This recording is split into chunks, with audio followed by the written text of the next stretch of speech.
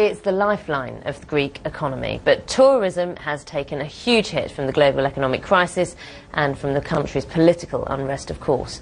Strikes have stopped taking ferries, taking passengers to the Greek islands, and the once bustling tourist trade has slowed to a trickle. Many fear that prolonged instability could even worsen the tourism industry's fortunes. In the clear waters around Zakynthos Island lies a hidden treasure.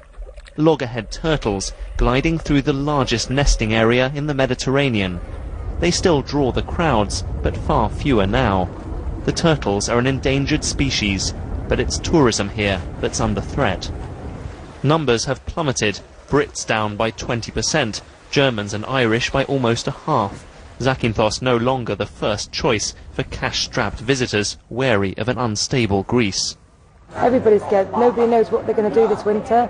A lot of people have already decided that after, it's only June, and they've realised they're not going to make the money by October to pay their debts, and they're already planning to leave and emigrate or go back to Australia, go back to America, go back to England, and it's scary.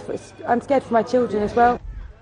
It may feel far from the protests of Athens, but the images of Greece's problems are rippling through the islands.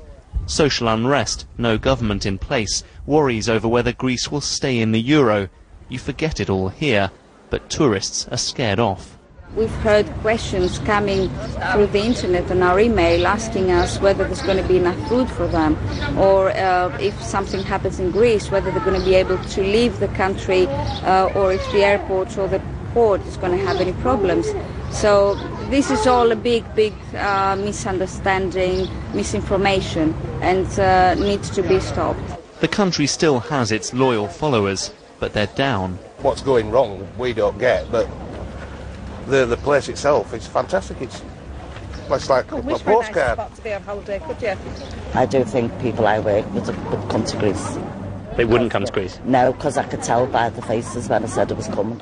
But away from the seafront, businesses are suffering badly. The stream of past tourism drying up. This beautiful hotel feels eerily empty. Just 3 of the 38 rooms are currently occupied. This time last year, 20 were taken. This is the cost of Greece's political and financial crisis, and the effect for those who depend on tourism is becoming dramatic. The bright lights of this hedonist's paradise are starting to fade, forcing old haunts to sleep. Today's Greece must juggle so many problems at once, but to turn around its tourism decline may be the hardest trick of all.